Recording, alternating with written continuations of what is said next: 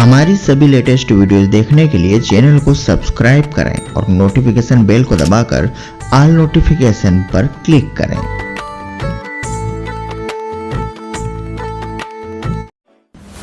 सत्य घटना, सत्य की तहता।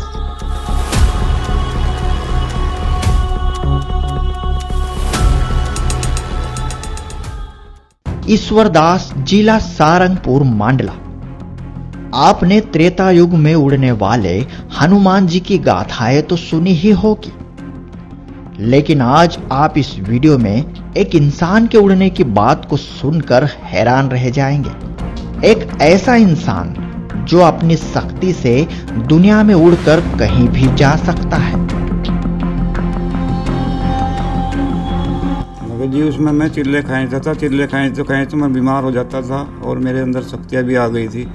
मैं उड़कर कहीं भी चले जाता था, दुनिया में कहीं भी घूम सकता था और मैं किसी को भी कुछ भी बता देता था। तो जो मैं कर रहा था उससे मुझे नुकसान हो रहा था। मेरी आत्मा भी संतुष्टि नहीं थी और मैं बीमार होता जा रहा था बहुत। मेरे घर के बहुत पैसे लगाते थे मेरे पर। बड़े ही आश्चर्य की बात है कि यह व्यक्ति ना सिर्फ उड़कर कहीं भी जा सकता था, बल्कि इस व्यक्ति के भीतर सारे देवी देवता विराजमान हो जाते थे और हनुमान जी की तरह यह व्यक्ति हवा में उड़ने लगता था।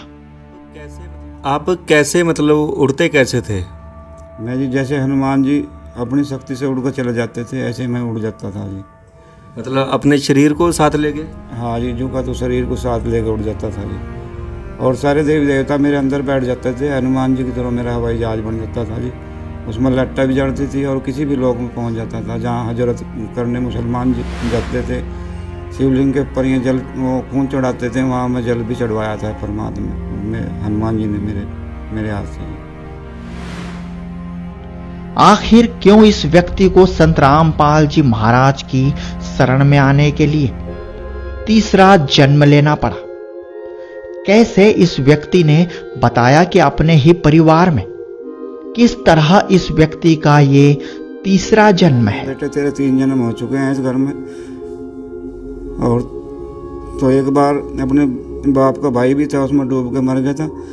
उसके बाद तो अपने ताऊ की घरवाली से आया है, फिर वहाँ गर्भ से गिरा और गर्भ गिरने के बाद फिर तो अपने पिता की जो घरवाली है, जो तेरी मम्मी है, उसके गर्भ से अब है तुझे तीसरा जन्म आया है। अब जब तो इस जन्म में पार होगा, परमात्मा में लगेंगे इनकी तुझे खोज है। आखिर क्या है पूरी सच्चाई? क्या यह व्यक्ति सच में हवा में उड़ सकता था? जब इस व्यक्ति के भीतर इतनी सिद्धि शक्ति थी, तो फिर इस व्यक्ति को संत रामपाल जी महाराज की शरण में क्यों आना पड़ा? इस वीडियो में छुपे इन रहस्यों को जानने के लिए बने रहिए वीडियो के अंत तक। तो आइए जानते हैं पूरी आप बीती खुद ईश्वरदास की जुबानी। दोस्तों, आज हम आपको बुलाने वाले हैं संत रामपाल जी महाराज के अनुयायी से और इनसे कुछ बात करते हैं। नमस्कार जी। सत साहिब जी। क्या नाम है सर आपका? मेरा नाम ईश्वरदास है जी। कहाँ से हैं आप? मैं जिला सहारनपुर, गांव मांडला से हूँ जी। और क्या काम करते हैं आप? मैं जी यहाँ हरिपुर में फैक्ट्री में हूँ, नेक्टर फैक्ट्री में जी, दवाइयों की फैक्ट्री है, इसमें सिक्योरिटी काम करता हूँ जी। तो संत रामपाल जी महाराज से आपने कब नाम दीक्षा ली? मैं जी संत रामपाल जी महाराज से 2016 में नाम लिया। तो उससे पहले आप क्या भक्ति करते थे? मैं जी ब्रह्मा विष्णु महेश और शंकर जी की सबकी भक्ति करता, हनुमान जी की भक्ति करता था जी, काली की भक्ति करता जी, दुर्गा की। तो वो सब भक्ति करते करते आपने फिर संत रामपाल जी महाराज से कैसे नाम ले लिया? मगर जी उसमें मैं चिल्ले खाएता था, चिल्ले खाए तो मैं बीमार हो जाता था और मेरे अंदर शक्तियाँ भी आ गई थी। मैं उड़कर कहीं भी चले जाता था, दुनिया में कहीं भी घूम सकता था और मैं किसी को भी कुछ भी बता देता था। तो जो मैं कर रहा था उससे मुझे नुकसान हो रहा था। मेरी आत्मा भी संतुष्टि नहीं थी और मैं बीमार होता जा रहा था बहुत। मेरे घर के बहुत पैसे लगाते थे मेरे पर। तो मुझे परमात्मा की चाह में मैं फिर रहा था, ढूंढता परमात्मा मुझे फिर 2016 में मिले परमात्मा। आप कैसे मतलब उड़ते कैसे थे? मैं जी जैसे हनुमान जी अपनी शक्ति से उड़कर चले जाते थे, ऐसे मैं उड़ जाता था जी। मतलब अपने शरीर को साथ लेके? हाँ जी, जू का तो शरीर को साथ लेकर उड़ जाता था जी। और सारे देवी देवता मेरे अंदर बैठ जाते थे। हनुमान जी की तरह मेरा हवाई जहाज बन जाता था जी। उसमें लट्टा भी जड़ती थी और किसी भी लोक में पहुंच जाता था। जहाँ हजरत करने मुसलमान जाते थे, शिवलिंग के ऊपर ये जल वो खून चढ़ाते थे, वहाँ मैं जल भी चढ़वाया था परमात्मा में हनुमान जी ने मेरे हाथ से जी। तो फिर मतलब भक्ति कैसे आपने मतलब चेंज कर दी अपने? संत रामपाल जी महाराज जी से आप कैसे नाम दीक्षा लिया आपने? मैं जी एक साल ऐसा आया जो आखिर में मैं ऐसा कोई 2015 की बात है जी। तो मैं दुर्गा का चिल्ला खींच रखा था हनुमान जी का। तो जी मेरे अंदर दुर्गा की शक्ति आई। मेरी माँ गुजर गई थी तो उसके रूप में आई वह। कहने लगी मैं चेत अवस्था में पड़ा हुआ था जी। रात के 10 साढ़े 10 बज रहे थे। तो मेरी आत्मा कहीं और घूमती फिर रही थी। तो जी जैसे ही मेरे पास आई वह, मेरी माता जी की मम्मी के रूप में मुझे कहेंगी मेरे बच्चों को कितनी इतनी कष्ट दे रखी। तो मुझे दिखने लगी, मुझे गोद में लेकर बैठ गई, रोने लगी कि मेरे बच्चों को कितने ऐसी दिखाई। तो मैं उससे कहा, मैं कहा माता तो मुझे एक बात बता, मैं जब तुझे माता मान रहा, मैं तेरी भक्ति भी कर रहा, तो वो पिता कहाँ है जिसकी मुझे तलाश है? कहने लगे बेटे तेरे 3 जन्म हो चुके हैं इस घर में। और तो एक बार अपने बाप का भाई भी था, उसमें डूब के मर गया था। उसके बाद तो अपने ताऊ की घरवाली से आया है, फिर वहाँ गर्भ से गिरा और गर्भ गिरने के बाद फिर तो अपने पिता की जो घरवाली है, जो तेरी मम्मी है, उसके गर्भ से अब है। तुझे 3रा जन्म आया है। अब जब तो इस जन्म में पार होगा, परमात्मा में लगे इनकी तुझे खोज है। तो भगत जी 2016 में मुझे मेरे परमात्मा मिले। मुझे संत रामपाल जी महाराज ने मुझे नाम दे के मुझे भक्ति करवाई मालिक ने। संत रामपाल जी महाराज जी को आप परमात्मा क्यों बोल रहे हैं? उन्होंने तो जी परमात्मा का दर्जा दिया है। संत रामपाल जी महाराज ने सब कुछ दिखाया है। जो गुरु है जी वही भगवान है।